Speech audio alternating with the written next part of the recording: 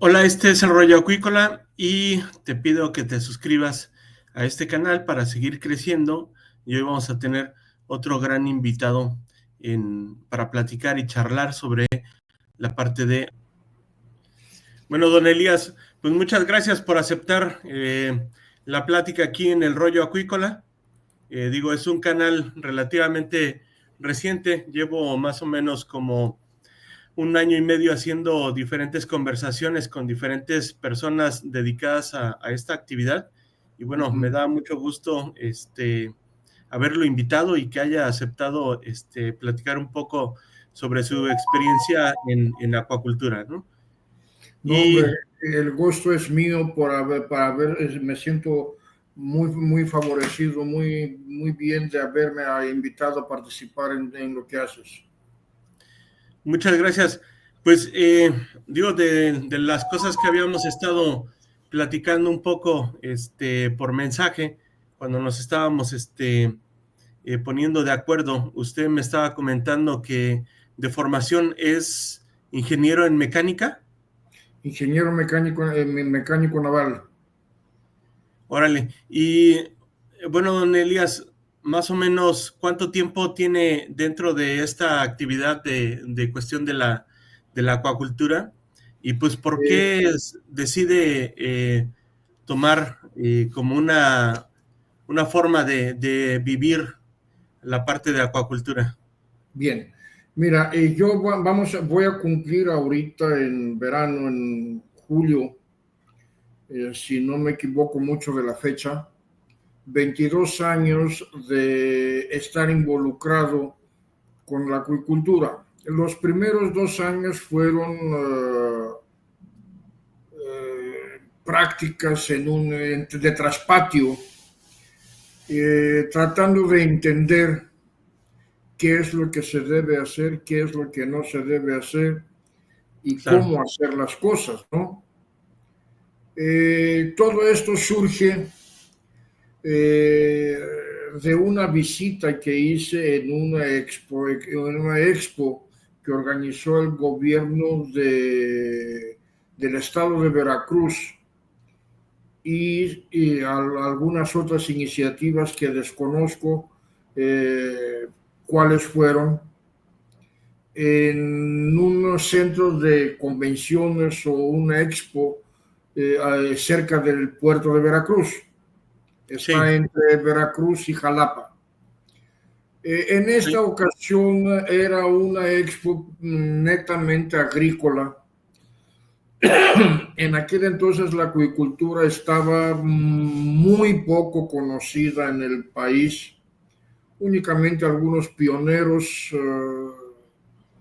estaban involucrados y trabajaban con la acuicultura. Entonces, en aquel entonces hubo un anexo afuera del recinto principal, pusieron una carpa, por decirlo así, una estructura con lona y todo esto, y pusieron dos tinitas, eran como de 6 metros, de Sí. lo que logro recordar en aquel entonces, y tenían un blower con unos cuantos pececitos, que la idea era, según el expositor, que la gente conociera la posibilidad de criar peces en estanques de geomembrana. Sí. Entonces, fue amor a primera vista, por decirlo de alguna manera. Me encantó la idea porque en la zona que nosotros estamos, la mayoría de los terrenos son muy permeables. Entonces, tener agua almacenada en la tierra directamente resulta un desafío tremendo. Además de todos los inconvenientes que esto implica de criar peces directamente en la tierra, que es la proliferación de bacterias y otros microorganismos que no son benéficos para los peces y al contrario podrían ser perjudiciales. Entonces así surge mi introducción o mi comienzo en la acuicultura. Una exposición, un panorama muy agradable, muy bien presentado en aquel entonces por el joven que hizo la presentación. Sí, Y yo adopté este esquema y casi de inmediato empezamos a aterrizarlo en aquel entonces en el patio de la casa y un patio de que teníamos prácticamente junto a la casa donde teníamos un negocio. claro. En los dos terrenos teníamos terreno disponible, aparte de la construcción era únicamente una parte del terreno. Pusimos algunas tinas pequeñas ahí, hicimos una pileta, empezamos a hacer pininos, Ya, pero no en aquel entonces, al principio, no con la intención de hacer negocio, sino aprender. ¿Ok? ya, Y empezamos, tomé un curso con una persona de Tampico, no me acuerdo, creo Alejandro, creo que es su nombre. Tenía él una empresa de capacitación, impartía órale, cursos de capacitación. Y ahí empezamos, mi hijo mayor, Cristo, siguió, que Cristo ha sido mi brazo derecho en todo este proceso. Empezamos a devorar información por todos lados. A mí sí, me tocó varias veces no dormir con tal de leer un artículo y entenderlo, porque de nada sirve que leas sin entender. Entonces, así empiezan las cosas. sí, fíjese que algo que hace mención me llama mucho la atención en la situación de que realmente no se avienta, como se puede decir, de tratar de producir mucho en cuestión de altas cantidades, ¿no? Sino que primero ir aprendiendo poco para pues igual no tener tanta pérdida. Y en ese sentido quisiera preguntarle más o menos de qué tamaño eran las tinas de geomembrana, supongo que empezó a utilizar, ¿de qué tamaño eran? Bien, en aquel entonces empezamos con 4 tinas de 6 metros, no las 4 al mismo tiempo, pero Sí, en un lapso de 6 meses, si no me equivoco, teníamos 4 tinas de 6 metros, 2 tinas de 3 metros y una pileta que eran como de 4 por 4 más o menos. Entonces, esto era todo lo que teníamos porque en el patio que teníamos disponible no cabía más. ya, sí, Pero lo que tuvimos bien claro desde un principio es que estas instalaciones no eran para hacer negocio, claro, no era para aprender. sí, Como nosotros tomamos el principio de la actividad como el principio de todo, de la vida, por decirlo así, no puedes correr antes de aprender a caminar. claro, Imagínate un bebé que quiera, ¿sabes qué? Ok, mañana voy a caminar y voy a participar en una carrera de 100 metros. Imposible, ¿no? sí, sí, Entonces nosotros tuvimos bien claro que con los conocimientos y la experiencia que teníamos, que era nula, sí, no podíamos arriesgar ni tiempo, ni dinero, ni el bienestar. Entonces, claro. seguimos con la actividad que teníamos, con el negocio que teníamos en aquel entonces y paralelamente empezamos a aprender a hacer acuicultura. Sí, don Elías, esto más o menos en año sería 99, 2000, cuando empieza a incursionar en la parte de acuacultura. Fue a mediados del 2000. Órale, Mira, te ya, voy a platicar, de la fecha estoy la tengo bien memorizada, sí, porque fue en el mismo año que falleció mi papá. Mi papá falleció en mayo del 2000. Yo fui a su funeral y regresando es que empezamos con esto. Ok. Precisamente esa parte quisiera también preguntarle en cuestión de cuando empieza, ¿qué densidades estaba manejando don Elias? Porque es una curva de aprendizaje, ¿no? Pero también a veces uno quiere ver pues el consumo propio, ¿no?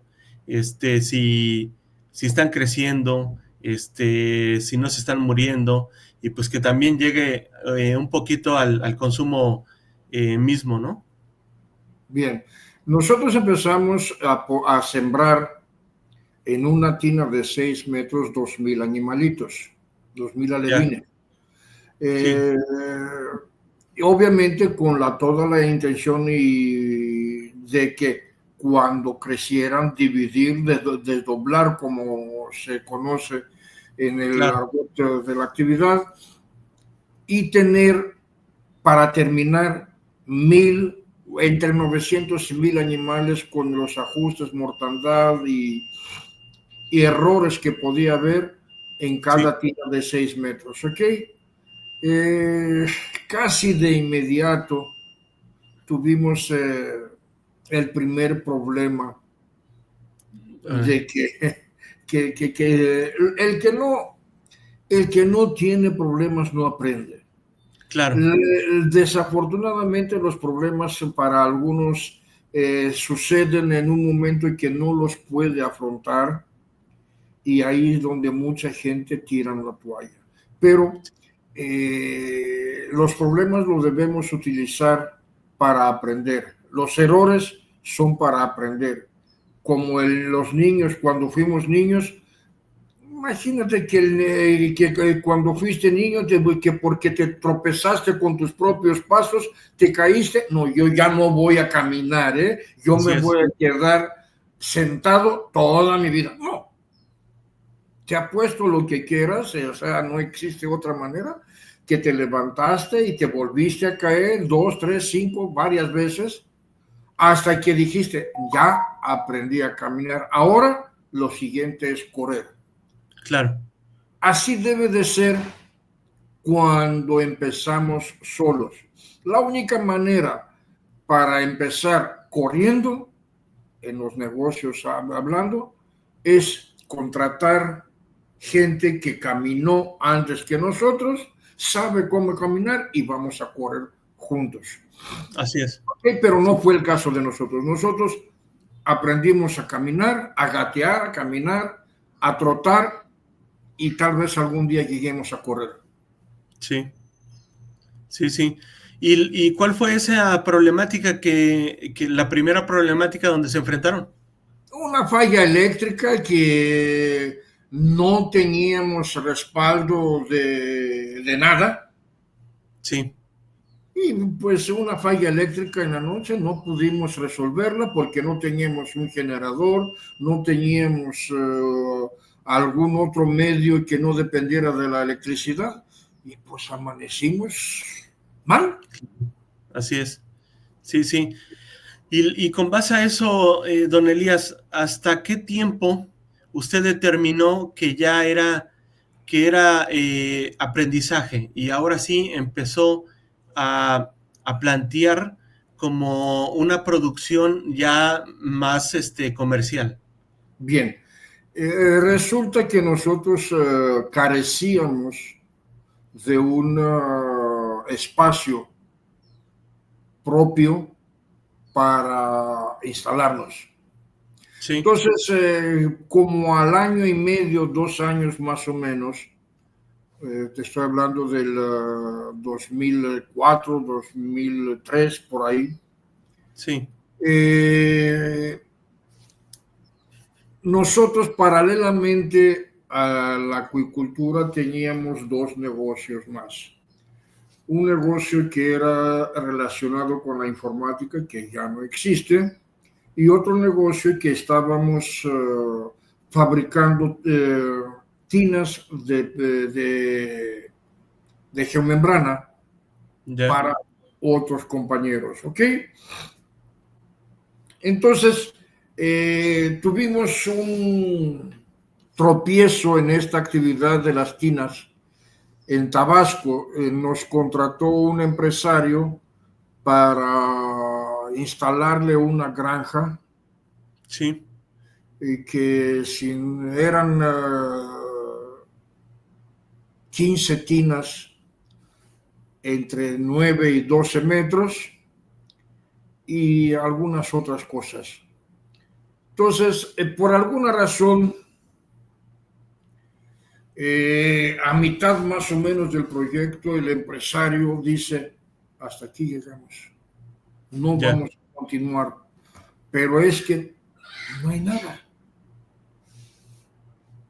Hacemos Sí. cuentas de lo que está avanzado, finiquitamos y ahí nos quedamos. Si me debes, lo vemos. Si te debo, te pago. Pero no puedo seguir y no me preguntes por qué. Y Claro, como claro. era una persona un poco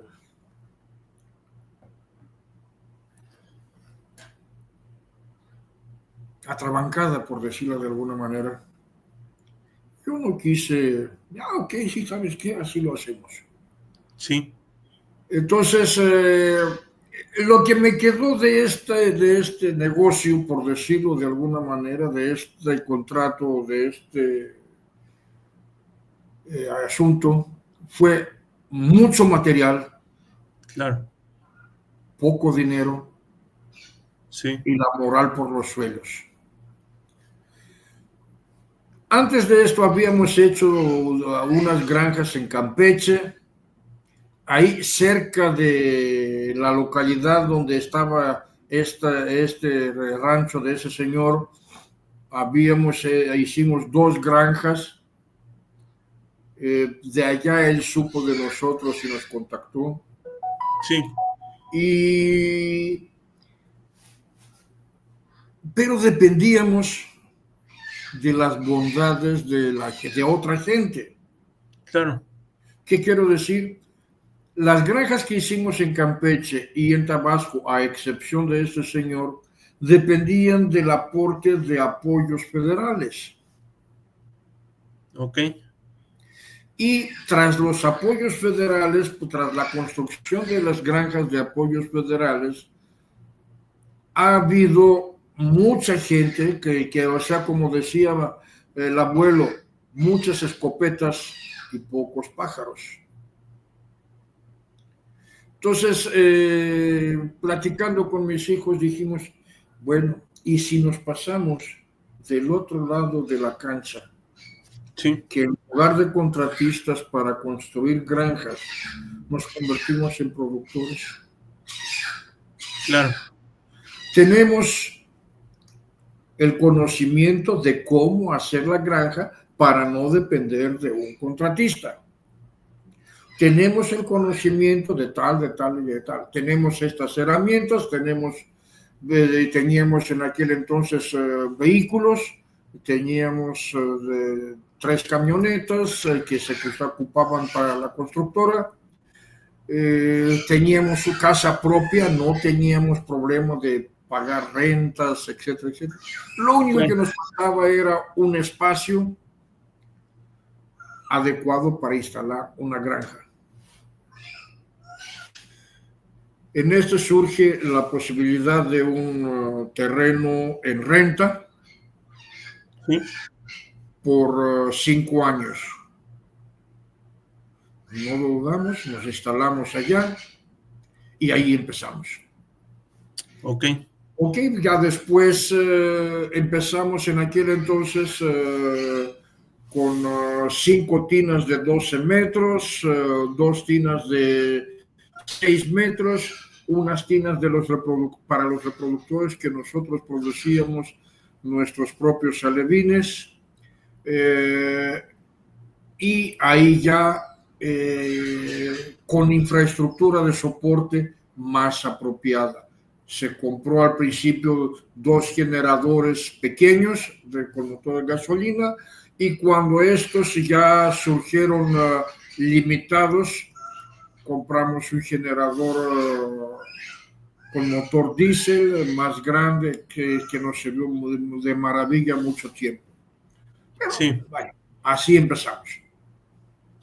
Sí, y cuáles eran, pues sí, es muy interesante esta parte cómo inicia, ¿no? Porque, como dice, encontrando un problema, pues buscó alguna solución para crear lo propio y no estar poniendo más otras granjas. Digo, seguramente lo hizo todavía, ¿no? Pero pues ya es como decisión de empezar directamente con lo propio y a producir los kilogramos necesarios. Plantea desde un punto cuánto quiere producir. Bien, nosotros empezamos muy modestos y con los pies en la tierra. Sí, Como te decía hace un momento, no puedes correr antes de aprender a caminar. claro. Empezamos tratando de producir 2 toneladas al mes. Ok, ¿Okay? Eh, este era nuestro objetivo. Fue nuestro primer objetivo como una granja ya instalada. sí, ¿Okay? Queremos llegar a producir 2 toneladas al mes. No lo logramos de inmediato, tardamos algún tiempo, pero sí se logró. Ya cuando logras un objetivo, lo más sano es fijarte uno más grande.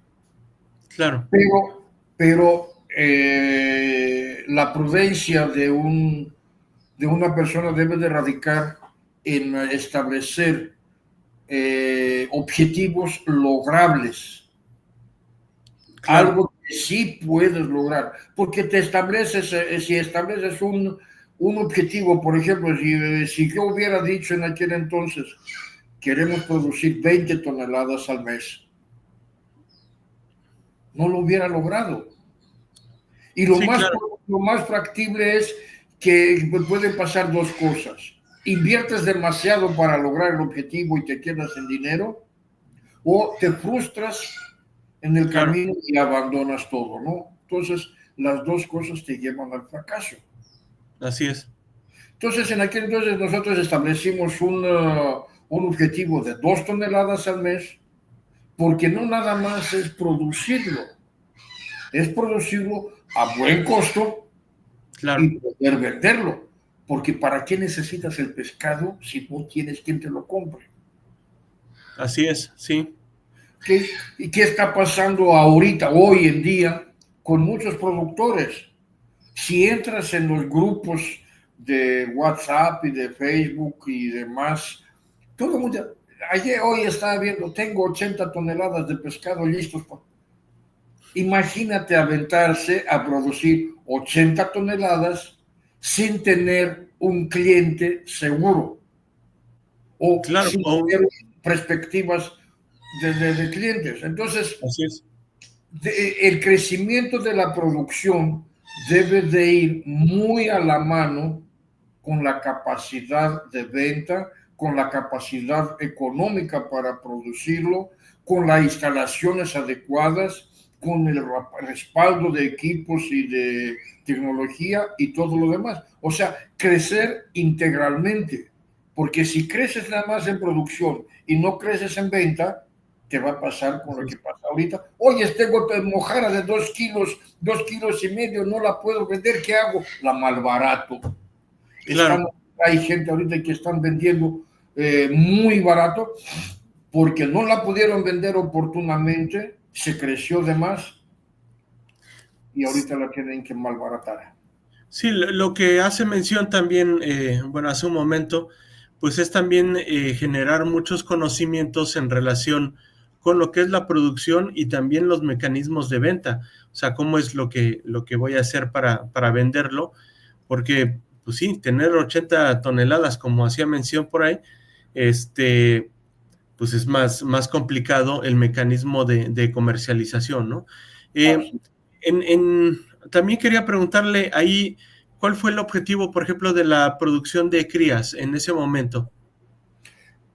Al principio el objetivo era, y no surge de la nada, como empezamos comprando la cría como cualquier otro, Sí, nos fallaron, nos dejaron como novias esperando en el altar, Sí, y nos quedamos sin cría un buen rato. Entonces dijimos, ¿qué tenemos que hacer para evitar en forma permanente o prolongada esta situación? No depender de otros, o claro, no depender de otros en todo el proceso.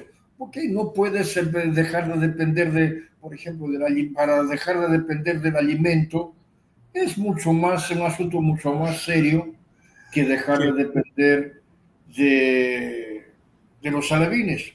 Entonces nosotros empezamos eliminando, entre comillas, la necesidad de un proveedor de alevines al principio, y después eliminamos la necesidad de un proveedor de equipos. Ya nosotros ya no claro, compramos equipos, nosotros los importamos y le estamos vendiendo a otros amigos, porque estaban pasando dos cosas. Una, que a veces teníamos que comprar lo que nos querían vender.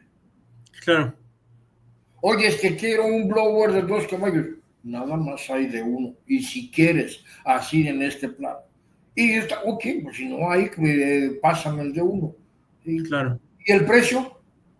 Olvídate de los precios exorbitantes, ¿no? Entonces, yo contraté a través de un conocido de otro país, contacté a un fabricante en Asia sí, y estamos trayendo blowers, splash, paleteadoras, mangueras difusoras, discos, etcétera, etcétera. No tanto para hacer negocio, sí le ganamos dinero y muy agradecido con la gente que nos ha apoyado con sus compras, pero el objetivo principal era tener para nuestra granja equipos, asegurar los equipos que necesitamos a un sí, precio razonable y no depender de otros para hacerlo. sí. Don Elías, ¿y más o menos cuánto se tardó en tiempo en lograr la producción esta de 2 toneladas? Y que seguramente cuando llegó a ese objetivo o a esa meta, ya inmediatamente se planteó otra meta más a lo mejor de producir mayor cantidad, ¿no? Sí, Bien. El primer objetivo de las 2 toneladas tardamos como 1 año y medio, casi 2 años en lograrlo. órale, ¿Okay? Y inmediatamente después, ¿sabes qué? Agrégale otra tonelada. órale, Y sí, entonces, en las instalaciones que teníamos en aquel entonces rentadas, logramos las 5 toneladas al mes. ya, Estábamos vendiendo entre 1,200 y 1,500 kilos a la semana. órale, Bien, una buena cantidad, bien. Ya después, cuando nosotros compramos nuestro propio terreno, que nos instalamos donde ahorita estamos, sí, que pudimos invertir con más libertad, porque ahí cuando estás rentando hay cosas que no puedes hacer o no debes hacer. No puedes hacer una bodega, claro, porque cuando vence el contrato no te la puedes llevar. así es, No puedes hacer muchas cosas porque después no te... y ahí se quedan. Entonces ya cuando compramos allí ya hicimos una casa donde podíamos estar, porque donde estábamos mis hijos y yo casi turnándonos para dormir, claro, porque por la falta de espacio. Eh, no teníamos una bodega formal, teníamos que, hicimos una palapa en el patio sí, y ahí pusimos unas tarimas y ahí recibíamos el alimento y a taparlo todos los días con lonas para que no se nos mojara. Fue un calvario, pero nos enseñó muchas cosas. Nos claro, enseñó a que hoy que sí tenemos la bodega, poder valorar lo que tenemos. Claro, claro. Sí, Bien, entonces ya estando aquí hicimos la casa, hicimos algunas excepciones y al final hicimos una bodega que bendito sea Dios, ahorita podríamos recibir un tráiler completo, un full, con sí, 50 toneladas de alimento, no lo hacemos, pero tenemos la capacidad de almacenamiento claro. y estar sin preocupación por el alimento por un buen rato, ¿ok?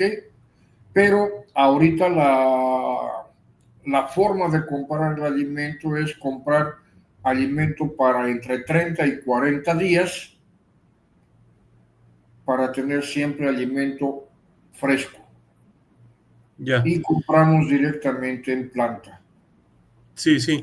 La otra pregunta que quería hacerle con respecto a los aumentos de la producción que iban teniendo y el cambio de su granja a algo más propio, quería preguntarle, en su momento, ¿cómo veía la situación en el sureste de Veracruz, la cuestión de la producción de tilapia y la comercialización de la tilapia? O sea, si era muy aceptado o poco aceptado, hubo un momento tardío para poder comercializar todo esto.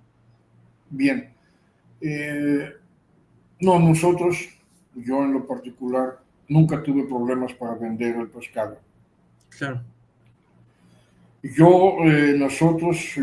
La granja de nosotros surgió en un momento que había poca oferta sí, de tilapia, muy poca oferta. Fui el primero en toda la región en ofrecer tilapia viva ujú, en el mercado de Minatitlán, Veracruz. Hasta órale, que yo aparezco, la tilapia, toda la tilapia y demás especies, pero hablando de tilapia, toda la tilapia que se vendía era tilapia viscerada sí, y como se conoce en el argot local, fría, claro, enhielada. Tilapia que venía de varias partes, la calidad era mejor, la mejor posible en aquel momento, sí, pero llego yo con mi tilapia viva y estableciendo el lema, si no se mueve, no sirve. sí, Así. claro, Fue, fue el lema con el cual entramos en el mercado de Minatitlán. Si no se mueve, no sirve. Y otro, si más fresco que vivo, no se puede. claro, Fueron dos argumentos que nos ayudaron. Si no se mueve, no sirve. Y más fresco que vivo, no puede ser. sí, Y así, en aquel entonces, y hasta llegamos a hacer dos o tres lonas, no me acuerdo si fueron lonas o cartelones, no me acuerdo bien, pero pusimos en el local de dos o tres clientes el más fresca que viva, jamás. órale, Entonces sí, esto nos abrió nuevos horizontes, tanto a nosotros como productores, como a los consumidores. A los consumidores les dio certeza que su pescado está vivo y está sano, sí, porque está entero.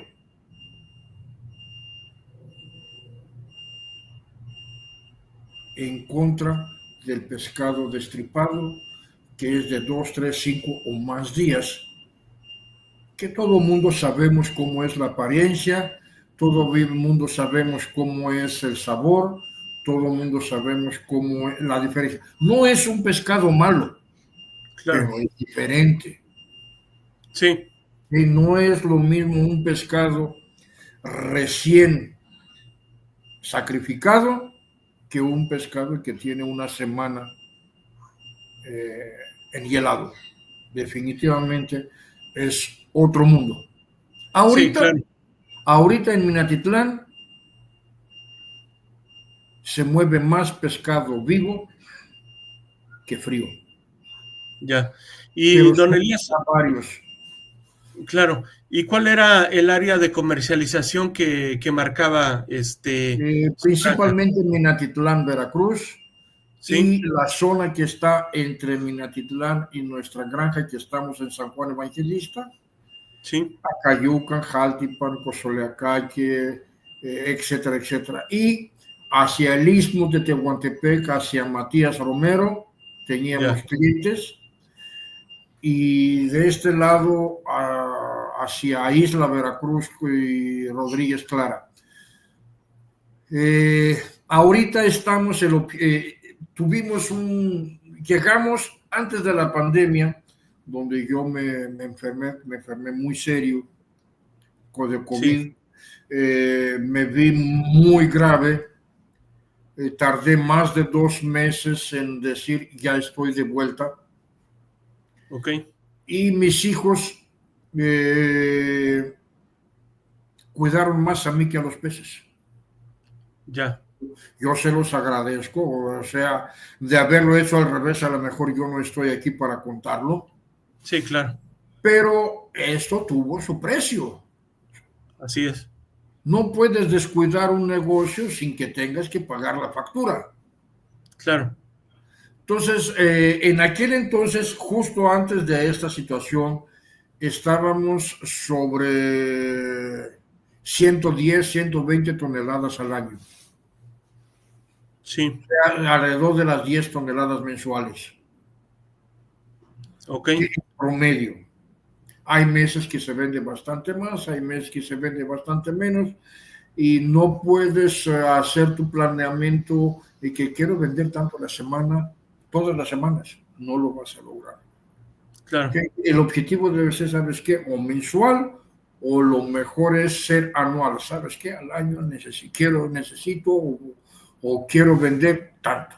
Entonces, ahorita, recién saliendo de la pandemia, y con la falta de siembras, que fue principalmente el principal problema, que se dejó de sembrar 3 meses, sí, eh, se descuidó el laboratorio, perdimos la producción de cría, tuvimos que después de esto los reproductores estuvieron mal alimentados, mal cuidados. Tuvimos que decir borrón y cuenta nueva en muchas claro, cosas. sí, Entonces,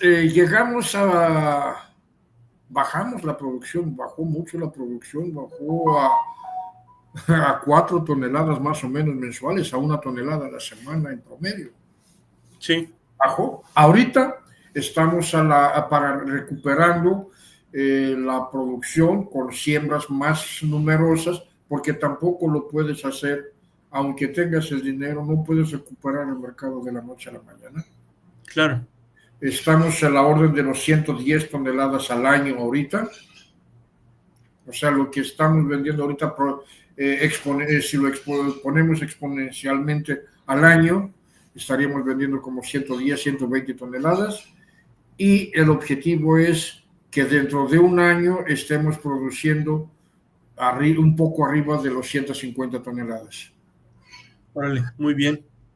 ¿Y el método de comercialización es directo ahí en la granja o tiene No, algún otro método de comercialización? Por ejemplo, llevar el producto a diferentes puntos. bien. Aquí en la granja se vende prácticamente nada. Es muy poco. Aquí vendemos escasamente 1 tonelada al mes. Ya, Tal vez, no tal vez, seguro mucho menos. Hay semanas que se venden 40, 50 kilos a la semana, sí, que es gente que viene aquí del pueblo, sí. que nos hace el favor de venir a comprar aquí. Pero nosotros llevamos y tenemos clientes que ellos vienen a buscar su pescado y lo llevan a otras localidades. Ah, ok. Pero, o sea, la gente que les compra va directo de, no sé, por ejemplo, de Minatitlán a su granja y se lo lleva a al lugar donde lo comercializa, o ustedes cosechan y se lo llevan directo al comerciante. Hay las dos cosas. Hay algunos que vienen a buscarlo aquí, Sí, porque el punto de venta de ellos está retirado de nuestra ruta, sí, pero nosotros tenemos una entrega diaria todos los días, ahorita de la semana, los 7 días de la semana. sí, Va una camioneta a Minatitlán y entrega órale. Sí, a sí, diferentes locatarios, pescaderías, etcétera, etcétera. Les entrega sus tantos kilos que encargan, se hace un pedido el día anterior y se lleva sobre pedido. sí. El, sí, sí. Ok, pues sí estaba interesante la forma de comercialización, ¿no? Yo le quería preguntar otra situación. Digo, a lo largo de estos 20 años o 22 años, pues se ha visto cambios en cuestión de la acuacultura, pues antes, no sé, a lo mejor bajas densidades, ahora altas densidades, bienestar animal, etcétera. ¿Ha adoptado usted alguna técnica o alguna tecnología en la granja a lo largo de estos 22 años? Bien, nosotros hace cosa de 5 o 6 años llegamos a tener una densidad muy probablemente la más alta del país, con la tecnología que tenemos nosotros. O sea, sí hay granjas que podrían tener densidades más altas que las nuestras, pero con tecnologías más avanzadas. Ok, con aireadores tipo SPLASH, que es nuestro sistema principal de aireación, Sí, nosotros llegamos a tener hasta 50 kilos por metro cúbico. ok, Que en una tina de 12 metros, que para nosotros son 110 metros cúbicos, cosechar 5 toneladas de pescado. claro, Pero hoy no se puede. Aún teniendo la experiencia, aún teniendo los conocimientos, aún teniendo toda la tecnología que teníamos hace 5 años, hoy no lo podemos sí, hacer. Han cambiado muchas cosas, claro, muchas. Una de ellas, a mi parecer, es opinión personal. No tengo manera de decir, ¿sabes qué? Así es. Ha habido un cambio desfavorable, muy desfavorable en las dietas de los alimentos. ¿Okay? No sé exactamente qué ha pasado. sí, No lo sé. No soy nutriólogo, no tengo un claro, laboratorio para hacer los análisis que se requieren, pero lo que sí te puedo decir es que hace 5 años nosotros en una tina de 12 metros llegábamos a dar 50 kilos diarios de alimento. sí, Ahorita no lo podemos hacer.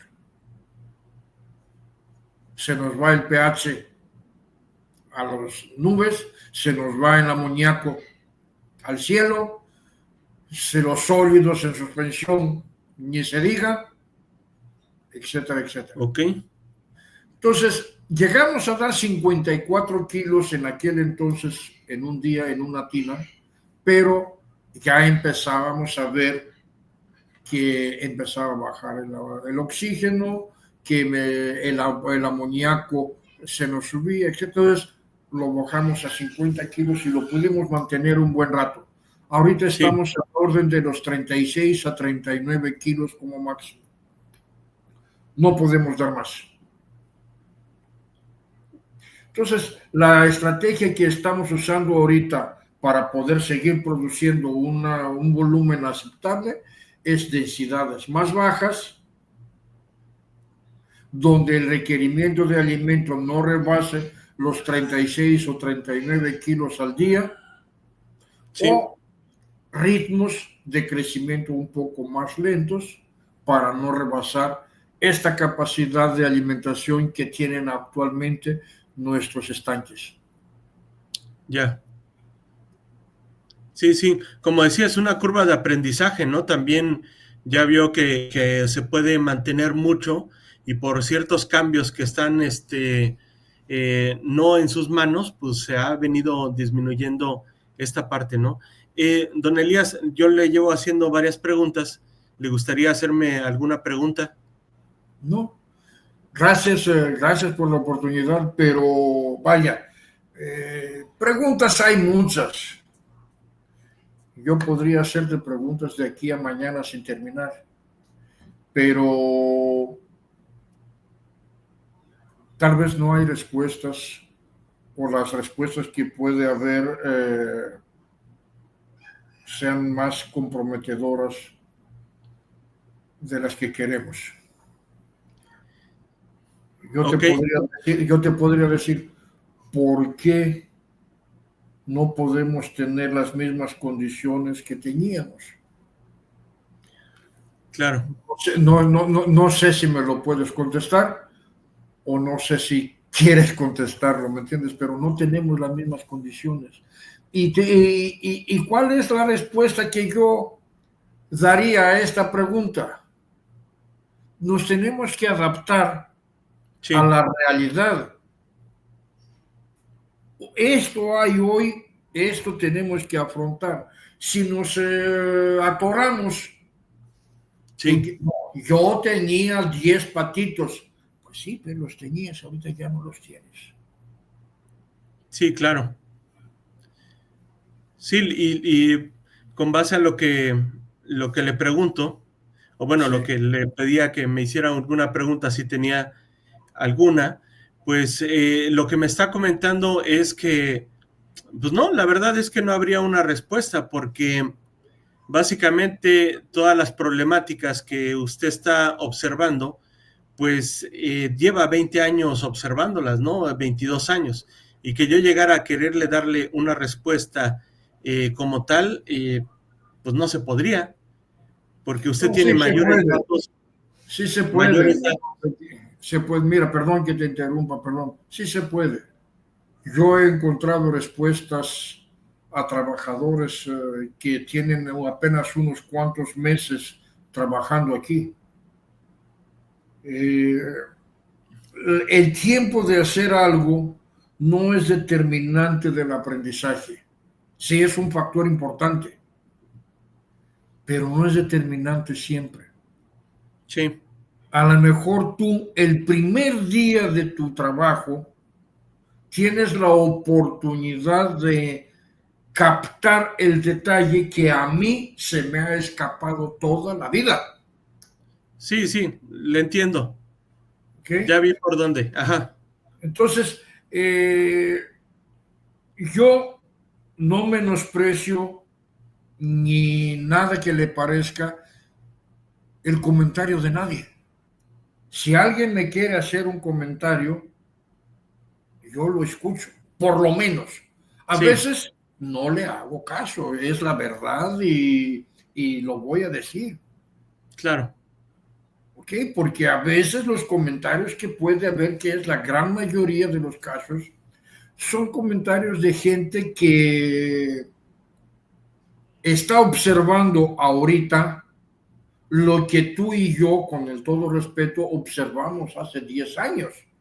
Claro, Tiene todo el derecho de expresar lo que está observando, tiene todo el derecho de buscar el reconocimiento hacia sus observaciones, tiene todo el derecho de decir, yo, sin que nadie viniera a decírmelo, me di cuenta que el sol cada vez sale 10 minutos más tarde, por darte un ejemplo así brusco.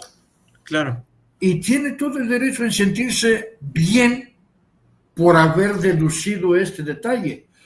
Sí, Pero para ti y para mí, y con todo el respeto, No, esto no significa una novedad, pero sí Sí, lo voy a escuchar. Oiga, patrón, ¿sabe qué? Hoy en la tina 14, por decirte algo, noté unos churitos. ¿Qué son esos churitos que yo vi? ¿Es algo bueno o es algo malo? claro, No, pues y se le da la explicación. Ah, bueno, está bien. Otros comentarios que también se escuchan, puede ser, no, mira, que mira este foco, ¿por qué prepadea? ¿Y por qué pasa esto? Y mira, patrón, me di cuenta que si ponemos dos rejas una arriba de la otra, pasa esto. claro. Estos son comentarios que sin mayor trascendencia. Pero, por ejemplo, llega un trabajador que tiene apenas 6 meses trabajando aquí y me dice, patrón, si cuando ponemos dos aireadores cerca uno al otro, rinden menos que si los ponemos más separados. Eso es una gran verdad y tiene su explicación técnica, pero que te lo diga un trabajador que apenas tiene la primaria es mucho. Sí, sí, Eso quiere decir que su cerebro funciona. sí, la observación que tiene es muy buena. ¿Sí? Entonces, siempre podemos aprender de todos. Sí, y en ese sentido de lo que hace, digo, como decía, realmente hay que visitar y hay que ver cómo está la situación de la granja para poder resolver o opinar en relación con lo que hacen, ¿no? Y la problemática que tienen. Y claro, como usted lo hace mención, si realmente usted lo pide, si no, no hay que opinar gran cosa, ¿no? Pero en ese sentido, y le había mandado algún tipo de pregunta, o sea, ¿qué opina con estas nuevas, bueno, no nuevas, porque ya se han utilizado mucho antes, ¿no? Las técnicas de producción de bioflop, las técnicas del IPRS, ¿cómo las observa? Bien. Vamos por uno. El biofloco es una técnica que su pretensión principal es no hacer recambios y aprovechar los desechos Sí, para producir más. Tener un ecosistema cerrado. uh-huh. Es una idea muy atrevida desde mi punto de vista. Claro, No imposible. así es. Aquí en la región, perdón, hay unos amigos que están trabajando con Bioflop desde hace varios años. Órale. Lo han logrado bien, pero no es para principiantes. Así es. Requiere mucha disciplina, mucha dedicación, mucho conocimiento y tecnología. Y ganas de hacer las cosas, porque de nada te sirve tener un microscopio y tenerlo en su caja. Hay que Claro, usar. De así es. nada te sirve tener un pHímetro aquí en el bolsillo, hay que sacarlo y meterlo al agua. Claro, Si no, no te dice nada. Nosotros ahorita, por ejemplo, estamos invirtiendo en tener monitoreo de oxígeno las 24 horas, ok. en todas las tinas. No tenemos en todas todavía. Tenemos, si no me equivoco, 10 o 12 tinas ya con monitoreo permanente. Y así cada que se puede, ahorita, por ejemplo, si pasando Semana Santa, no por la cuestión económica, sino por la cuestión de tareas, vamos a poner otras 5 para llegar a las 15, 16, algo así. Sí. Y dentro de otro par de meses otras 5 hasta llegar en todas, en Sí. el área de engorda. Ok. Entonces, pero ¿y por qué lo hacemos? Hemos tenido siempre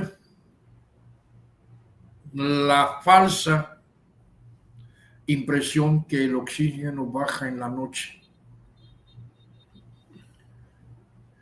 Esto es verdad, pero a medias, y una verdad a medias es una mentira a medias. Claro. ¿Qué pasa desde nuestra observación en este aspecto con el oxígeno en los estanques?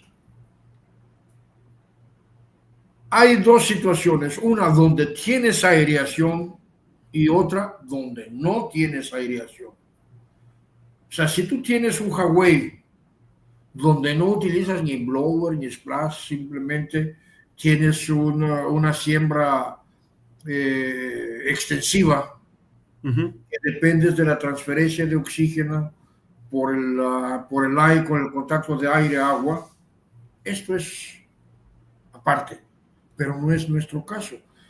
Yo voy a hablar entonces mis apreciaciones desde nuestra experiencia, que puede ser diferente a la experiencia de otros, porque las circunstancias pueden ser diferentes. Entonces, amaneces cuando tienes aireación asistida con el oxígeno a lo más alto que te puedes imaginar. Claro. ¿Por qué? ¿Por qué?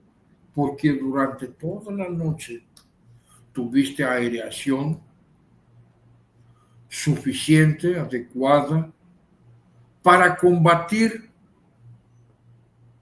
todo lo que y mejorar todo lo que está. ¿Qué pasa de la última comida, que es 5 o 6 de la tarde, a la primera comida, que es a las 8 de la mañana?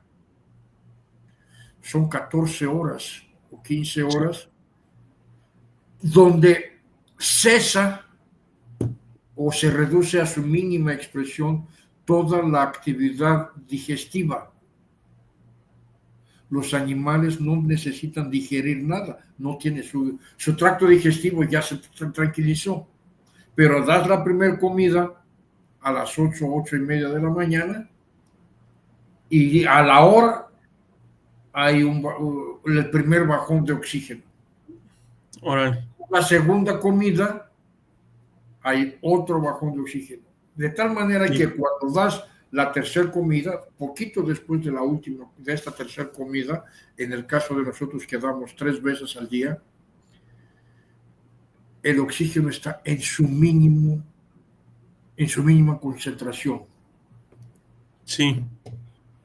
Entonces, es el momento en que nosotros debemos de tener los ojos bien pelones para que en ninguna tina baje el oxígeno. Baja el oxígeno en el momento en que más lo necesitan los peces, que es el momento de digerir. Claro. Y pierdes dinero a lo bestia. Sí, sí. Y en ese sentido, en cuestión de que ya tiene el chequeo del oxígeno, ¿tienen alguna, no sé, estrategia para aumentar el oxígeno? Porque digamos... Más aireadores. ¿Sí? ¿Sí? O sea, nosotros tenemos, vamos a suponer en números muy aproximados, claro, que necesitamos 20 aireadores para toda la granja. Sí. ¿Ok?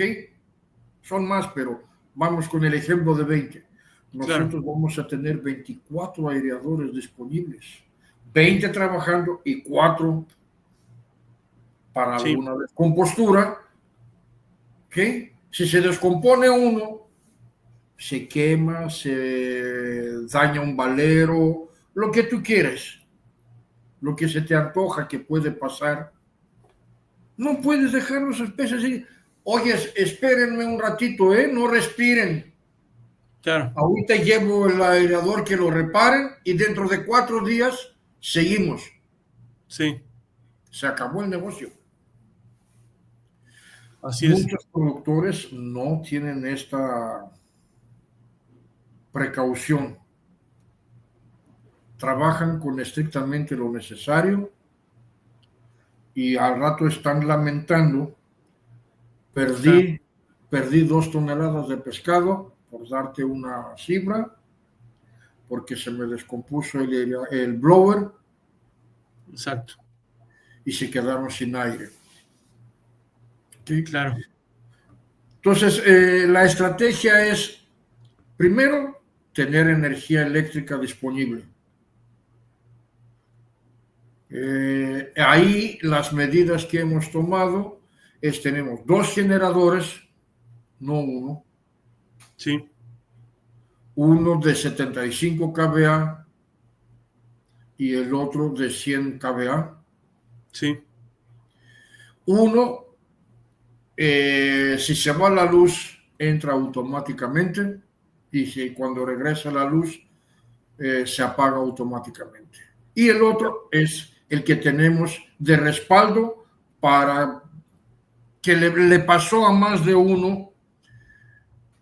A mí por poco me agarra así, sí, que teníamos planeado, los generadores son como los carros. Hay un día que le tienes que cambiar aceite, le tienes que cambiar filtros, claro, etcétera, etcétera, etcétera. Pues nos agarró una falla eléctrica justamente terminando de darle el servicio. Si hubiera si la falla eléctrica de la comisión hubiera sucedido 15 minutos antes, estamos sin el generador. órale, sí, sí, Entonces, por esto decidimos, cuando compramos este nuevo generador, decidimos no deshacernos del anterior y lo mantuvimos, lo tenemos ahí. ya, Y aparte, como el recibo de la luz hace 3, 4 años era de más de 22,000 pesos en aquel entonces mensuales, comprar paneles solares. órale, Ahorita estoy pagando 500 pesos mensuales de luz. órale, muy bien, muy, ¿Sí? muy Porque bien, sí, invertí, porque gratis no sí, es nada, invertí en comprar paneles. Ya el cálculo, el estimado es que dentro de 4 meses más o menos vamos a hacer, vamos a quedar tablas con lo que gastamos para órale, instalar los paneles solares y de ahí en adelante va a ser ganancia. sí. Don Elías, quería hacerle otra pregunta relacionada con, digo, seguramente usted conoce a otros proyectos más de acuacultura, no sé, capacitaciones que ha tenido. ¿Qué es, ¿Qué es algo que le haya impactado en cuestión de no sé, de información, de algún proyecto que haya visto, no sé si en México, en el extranjero, algo le ha impactado? Que diga esto es sorprendente. Mira, hay muchas cosas que nos pueden impactar.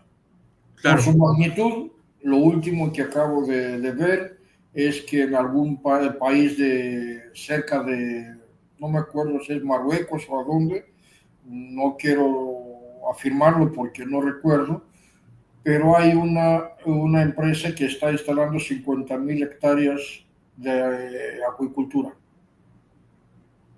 en Marruecos, ok, No estoy seguro si es Marruecos, pero es en el norte de África, del lado del Mediterráneo. ya. En Egipto hay proyectos muy grandes, etcétera, etcétera. ¿Y algo más local? Algo más local, eh, sí hay algunos proyectos, pero la mayoría de los proyectos grandes están enfocados a Camarón. Ok, sí, sí.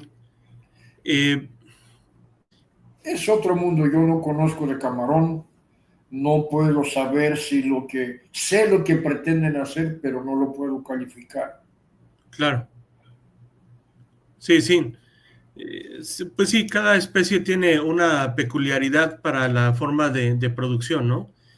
Así como hace mención, viendo alguna información relacionada con acuacultura, digo, y he visto algunas fotos y también la información, por ejemplo, en cuestiones del esturión, que utilizan un ultrasonido para poder determinar el grado de madurez de la gónada, ¿no? Hace muchos años yo no pensaría que lo pudieran utilizar, pero digamos, hay prácticas y técnicas o nuevas tecnologías que se están utilizando de forma ya muy tradicional o muy frecuente, ¿no?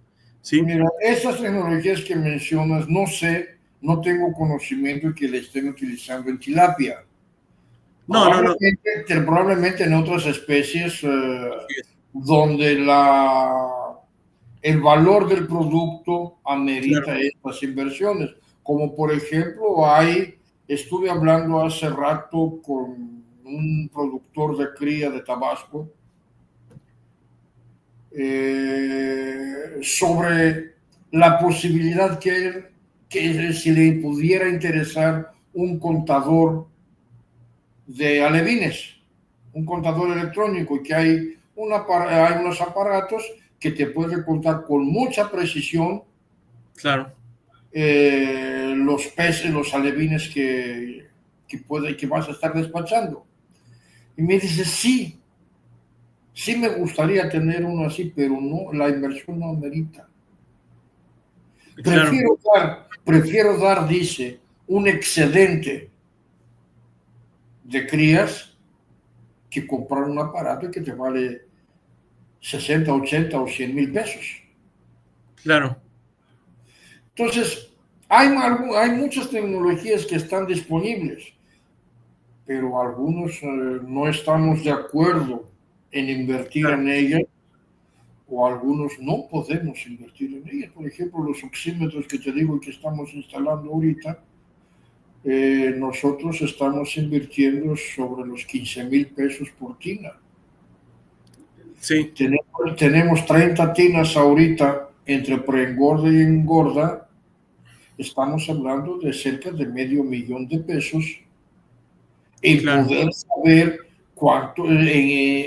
qué oxígeno tenemos en cualquier momento del día. Y si en alguna durante la hora que tú te imaginas baja el oxígeno, tener una advertencia para claro, evitarlo. Entonces, pero tal vez don Jorge, por decir un nombre, claro. diga, sabes que yo no lo puedo pagar. Y es entendible.